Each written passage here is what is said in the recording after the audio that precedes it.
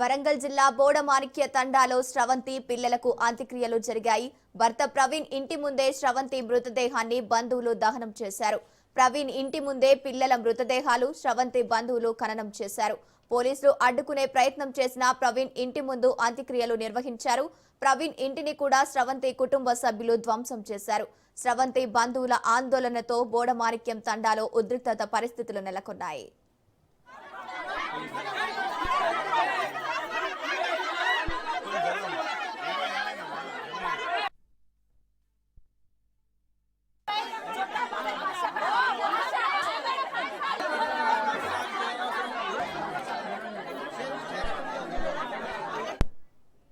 వరంగల్ జిల్లా బోడమాణిక్య తండాలో స్రవంతి పిల్లలకు అంత్యక్రియలు జరిగాయి.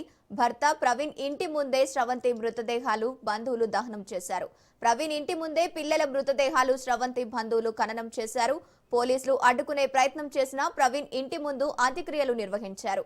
ప్రవీణ్ ఇంటిని కూడా స్రవంతి కుటుంబ సభ్యులు ధ్వంసం చేశారు.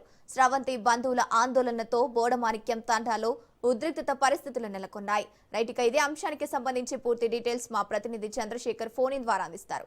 చంద్రశేఖర్, ఇటు మన కుక్కట్పల్లిలో మృతి చెందిన స్రవంతి ఇద్దరు పిల్లలకు సంబంధించి ఆ భర్త ప్రవీణే చంపారని చెప్పేసి భార్య ఈ స్రవంతికి సంబంధించిన తల్లిదండ్రులు బంధువులు ఆరోపణలు చేయడం జరిగింది. ఈ నేపథ్యంలోనే ఈ వరంగల్ జిల్లా చెన్నారావుపేట మండలంలోని ఈ ప్రవీణ్ స్రవంతిల సొంత గ్రామమైన బోడమాణిక్యం తండాలో నిన్న వారి మృతదేహాలను ఖననం చేసే విషయంలో కొంత ఉద్రిక్త వాతావరణం చేసుకోవడం, ఆ ప్రవీణ్ సంబంధించిన ఇంటిని కూడా ఈ స్రవంతి బంధువులు మొత్తం నిప్పంటించడం జరిగింది. ఈ నేపథ్యంలో పోలీసులు కూడా భారీగా చేరుకోవడంతో గ్రామస్తులంతా కూడా మృతి చెందిన స్రవంతిని ఆమె ఇద్దరు పిల్లల్ని కూడా ప్రవీణ్ వాళ్ళ ఇంటి ముంగటే మేము సమాధి చేస్తామన్నప్పటికీ పోలీసులు ఒప్పుకోలేదు. కొంత పోలీసులు అక్కడ సమాధి చేయకుండా వారిని అడ్డుకోవడం జరిగింది. ఆ క్రమంలోనే కొంత ఉద్రిక్త వాతావరణం చేసుకోవడం, ఆ తదనంతరం కొంత గ్యాప్ ఇవ్వడం జరిగింది. ఈ నేపథ్యంలోనే స్రవంతిని మాత్రం ఈ ప్రవీణ్ కి సంబంధించిన పొలంలోనే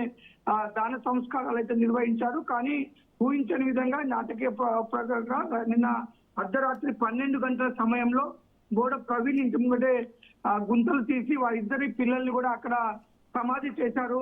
ఆ పోలీసులు వద్దని వారించినప్పటికీ గ్రామస్తులంతా ఏకమై కావాలనే భార్య పిల్లల్ని అడ్డు తొలగించాలని చంపిన ప్రవీణ్ కి బుద్ధి చెప్పాలి, ప్రవీణ్ కి శిక్షించాలి, కఠినంగా శిక్షించి ఆయనకి ఉరి శిక్ష పడే విధంగా చర్యలు తీసుకోవాలి, ఇంకెవరు ఇలాంటి చేయకుండా ఉండే విధంగా గుణపాఠం కావాలి. కాబట్టి ఆ ఊరంతా కలిసి కూడా ఆ యొక్క ఇద్దరు పిల్లల మృతదేహాలని అర్ధరాత్రి 12 గంటల తర్వాత ప్రవీణ్ కి సంబంధించిన ఇంటి సమక్షంలోనే గుంతలు తీసి వారిని అక్కడ సమాధి చేయడం జరిగింది. మొత్తానికి కొంత ఇప్పటికీ ఆ ఉద్రిక్త వాతావరణం అయితే చోటు చేసుకుంటుంది ఆ బోడమాణిక్యం తండాలో.